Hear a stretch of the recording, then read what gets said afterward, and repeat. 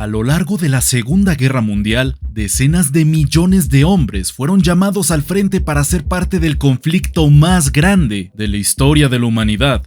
Sus motivaciones eran variadas y, desde luego, vale la pena preguntarse qué tan determinante fue el incentivo económico para formar parte de cualquiera de los ejércitos involucrados. Después de todo, ser un soldado es un trabajo remunerado y, como veremos a continuación, dependiendo del país y del cargo ejercido, la recompensa variaba mucho. ¿Qué tanto valían las vidas de los soldados para sus ejércitos? Ahora mismo lo vamos a averiguar. Bienvenidos, queridos espectadores, a una nueva entrega del Viernes de Enfrentamiento Crudo por la Tarde, donde cambiaremos nuestros rifles por hojas de cálculo para descubrir cuánto dinero ganaba cada soldado perteneciente a las 4 naciones con más presencia dentro del conflicto, es decir, el pago que ofrecían los gobiernos de Estados Unidos, Alemania, la Unión Soviética y el Imperio japonés. Y como en cada ocasión los acompaña su anfitrión de Auslanda, y sin mayor dilación, ¡comencemos! Partamos por el caso mejor documentado.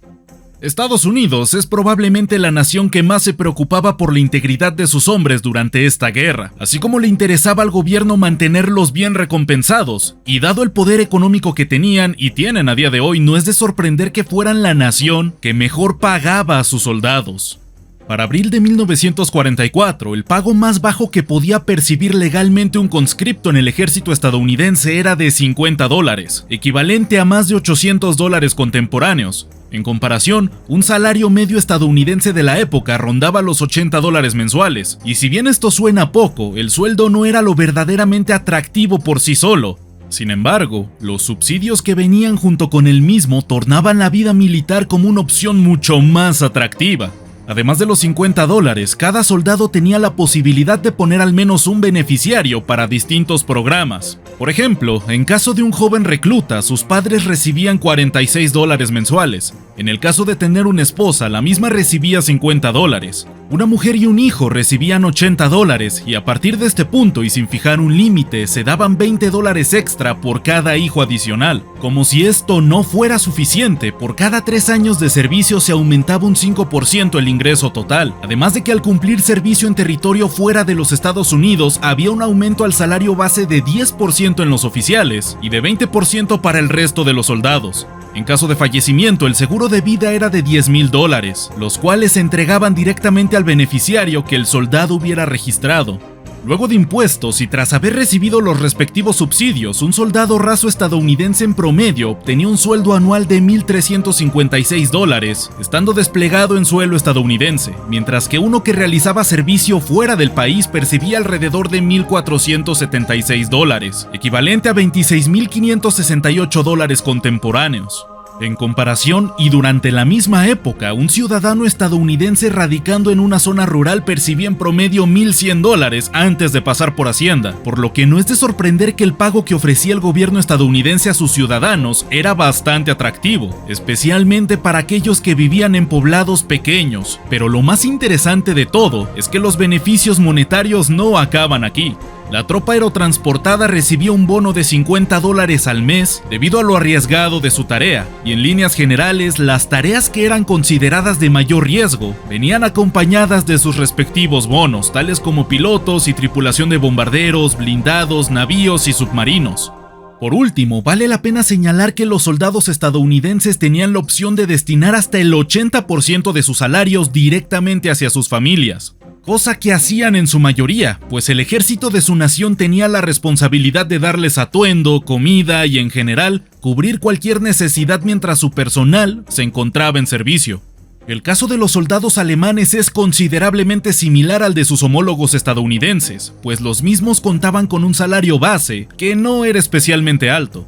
A partir de 1934 y hasta la finalización del conflicto, un soldado raso percibía 30 Reichsmarks como base. Sin embargo, el mismo también podía acceder a subsidios similares al de los soldados estadounidenses, el cual era fijado a través de la cantidad de hijos que el recluta tenía, mismo que iba multiplicándose hasta llegar a los 10 hijos. Además de esto, los rangos más bajos dentro de la Wehrmacht tenían la ventaja de estar exentos de impuestos. A partir de los 2 años de servicio se aumentaba el sueldo en un 10% y sobre todo, en tiempos de guerra se fijó un aumento del salario para todas las fuerzas armadas. El sueldo de un soldado raso era doblado, mientras que ese porcentaje se iba reduciendo conforme se ascendía en la pirámide de mando. Aunque para mantener una comparación concreta, mantendremos el ojo en lo que percibía un soldado raso, cuya paga total solía ascender en promedio a los 1.250 Reichsmarks anuales, equivalente a $500 de la época y a $9.000 contemporáneos. Cabe destacar que a diferencia del soldado estadounidense, la paga del alemán era recibida completamente por el individuo y no por la familia o algún beneficiario. Cuando no se pagaba en efectivo, se depositaba directamente en la cuenta del soldado, e igual que sucedía con los soldados estadounidenses, la Wehrmacht se encargaba de cubrir con todas las necesidades básicas del recluta. En caso de no poder proveer comida o barracones para dormir, los soldados alemanes recibían 3 Reichsmarks diarios para adquirir comida, 6 Reichsmarks para alojamiento y un par más para adquirir otros servicios del día a día, aunque cabe resaltar que esto solamente se daba en territorios ocupados como Francia, Noruega o el norte de Italia. También vale la pena mencionar que aun si un soldado alemán era capturado por algún ejército enemigo, la paga seguía depositándose a su cuenta bancaria. Otro aspecto interesante de la paga que recibían los soldados alemanes era el uniforme, siendo completamente gratuito para los reclutas con excepción de los oficiales, quienes recibían un pago único de 450 Reichsmarks para las tropas de tierra y de 700 para los miembros de la marina, con tal de adquirir un uniforme por cuenta propia, a lo cual se sumaba un pago mensual extra de 30 Reichsmarks para cualquier añadido o reparación que necesitara su uniforme. Algo que resalta mucho respecto a otros países son los bonos y regalos que solían recibir los oficiales alemanes. Por ejemplo, generales en adelante solían recibir bonos de cumpleaños de hasta 250.000 Reichsmarks, equivalente a $100.000 estadounidenses de 1944 y a $1.800.000 contemporáneos. No solo esto, para asegurar la lealtad de los generales más propensos a traicionar al régimen, el Reich no reparaba en costes. Un claro ejemplo de esto tuvo lugar en 1942, cuando Heinz Guderian recibió una propiedad en Polonia con un valor de 1.24 millones de Reichsmarks, lo que definitivamente ayudó a mantener su apoyo y simpatía al gobierno alemán en aquella época.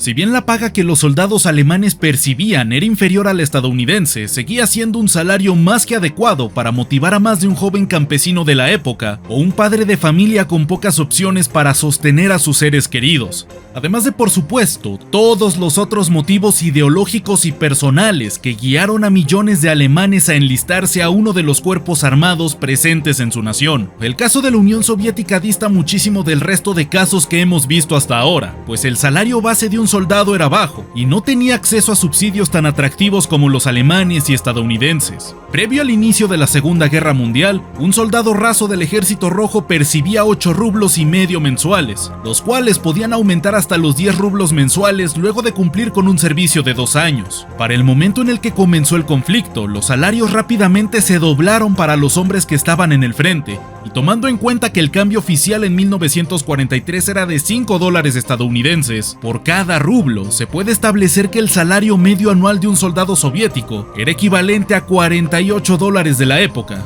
igual a $864 contemporáneos, una cifra muy baja de por sí, pero que se podía compensar a través de bonos atractivos que estaban directamente relacionados al desempeño en el campo de batalla. Por cada blindado que era destruido por un cañón antitanque, el comandante del arma recibía 500 rublos, mientras que el resto del equipo de operadores recibían 200. Los pilotos recibían 1.000 rublos por cada avión que derribaban, las tripulaciones de bombarderos y reconocimiento recibían 1.000 rublos por cada 10 misiones en las que participaban y, sobre todo, los miembros de la Marina tenían los bonus más altos. Por cada destructor o submarino destruido, el comandante recibía 10.000 rublos, mientras que el resto de la tripulación recibía 2.500 rublos. La destrucción de embarcaciones más pequeñas también era recompensada, aunque naturalmente el bonus también se reducía. Para finalizar con los soviéticos, vale la pena destacar que más importante que el pago en sí, por la naturaleza de su sistema socioeconómico, lo verdaderamente interesante que ofrecía el gobierno soviético eran mejores viviendas y condiciones de vida para los reclutas, y especialmente para sus familias, así como llamativas comodidades para sus oficiales, desde autos de uso personal hasta residencias dignas de un aristócrata occidental para sus oficiales más competentes. Aunque desde luego, técnicamente no eran los dueños ni de los autos ni de las casas que iban recibiendo. El caso del imperio japonés es, al menos en mi opinión, el más llamativo, pues es el que cuenta con los salarios más bajos, sin acceso a condiciones especiales por el reclutamiento y, sobre todo, sin bonus que pudieran compensar la falta de una buena base. Para 1944, un soldado raso recibía un pago de 7 yenes y medio, mismo que podía ascender hasta los 9 yenes luego de algunos meses de servicio. Y si bien lo normal sería que esta cifra se viera muy incrementada para los oficiales de alto rango, lo cierto es que no era así. Un general del ejército imperial japonés ganaba como mucho 550 yenes al mes, equivalente a $126.50 de la época o $2.268 contemporáneos, lo cual es menos de una cuarta parte de lo que ganaban sus homólogos alemanes. Aunque regresando a los soldados rasos, los soldados japoneses pertenecientes a esta clase ganaban el equivalente a $1.72 de la época, es decir, $31 mensuales, sumando $20.50 anuales, equivalente a $371 contemporáneos, que si bien es 4 veces más grande que el salario medio anual de un soldado soviético, es considerablemente bajo para un país que destinó el 70% de su economía en la guerra, y sobre todo, estamos hablando de un imperio expansionista que para 1942 estaba en su máxima extensión. Vale la pena señalar que un trabajador industrial japonés de 1944 recibía en promedio una paga de 30 yenes, por lo que desde el punto de vista monetario no tenía mucho sentido alistarse. Sin embargo, el imperio japonés tenía fuertemente arraigada una cultura militar, misma que era reforzada por prácticamente cualquier figura de autoridad a la que un joven japonés estuviera sometido, desde sus padres hasta profesores de universidad, por lo que la presión social por alistarse era un factor mucho más determinante que el económico. Como es evidente, el poder económico de cada nación fue el factor determinante a la hora de fijar los honorarios que cada soldado recibía, el cual es un tema bastante curioso de explorar, aunque desde luego no podemos caer en el reduccionismo. Si bien el pago puede ser un factor determinante para el reclutamiento de cualquier ejército, existen muchos otros que también son de igual o mayor relevancia a la hora de explicar el reclutamiento de un nuevo soldado. Por ejemplo, los soviéticos tenían la motivación de defender a su patria, mientras que los japoneses tienen un sentido de pertenencia hacia lo militar muy marcado, tanto por su sociedad y cultura. Así que podemos concluir que la importancia de este factor depende de las situaciones políticas y sociales de cada país involucrado. En el caso de naciones como Alemania y Estados Unidos, el factor económico era sin duda muy relevante. En el caso soviético y japonés, no lo fue tanto.